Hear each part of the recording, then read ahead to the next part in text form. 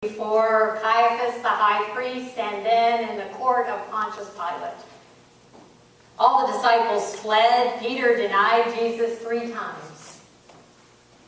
When Pontius Pilate offered the crowd a chance to set Jesus free, they shouted, "Crucify him!" "Why?" Pilate asked them. "What evil has he done?" "Crucify him!" they shouted all the more. And Pilate, wanting to please the crowd, had Jesus flogged and then sent him out to be crucified. It would have been a lot easier to do what we normally do here on Palm Sunday.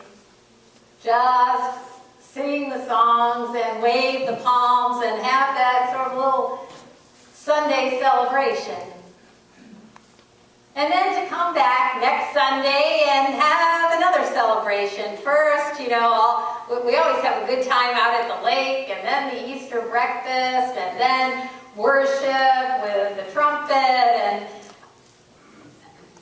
then a little munching on chocolate after we went home.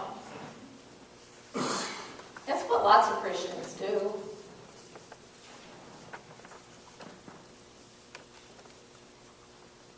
It's what most of the world does, if they go to church at all.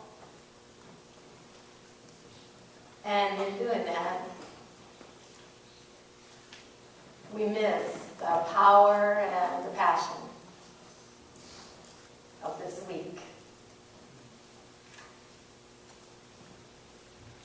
I think that it's as if Holy Week raises for us all the pain and the struggle and the doubts and the questions of life. One of my favorite hymns and you'll discover this as you come during the week, because we sing this hymn over and over again. And it's full of painful questions. Were you there when they crucified my Lord? Were you there when they crowned him with the thorns? Were you there when they nailed him to the tree? Were you there when they pierced him in the side? Were you there when they laid him in the tomb? Painful questions. I think we live a lot of our life in Holy Week kind of places. They come with every loss we face, with every serious illness we have to deal with every death and disappointment, with every denial and betrayal and injustice. Those Holy Week times are there when friends are gone and the struggles of life threaten to overwhelm us. And we start to lose hope. Yeah, those times, they just keep coming all through life. And so over and over again, we find ourselves in Holy Week kind of places. They're lousy places. Places that we usually do our best to avoid. Which maybe is part of the reason why not too many of us come on Thursday and Friday nights.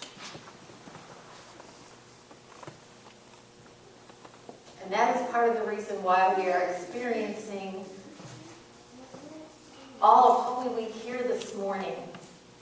Because we need what happens in Holy Week. We need to walk this journey with Jesus every year.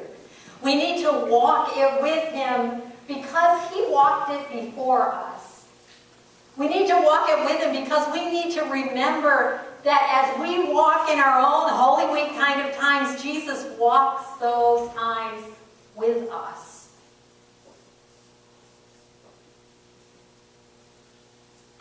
And as we move through from Palm Sunday through Holy Week to Easter, we are promised that our destination is not despair, but hope.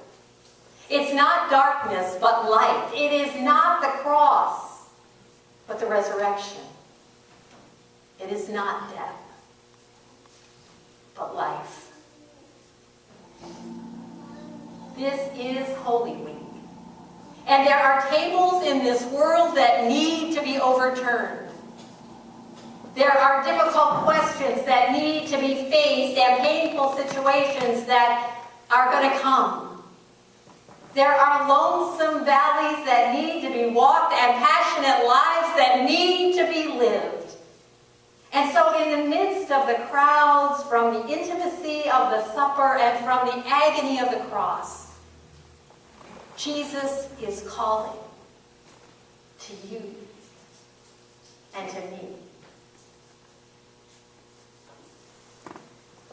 Blessed is he who comes in the name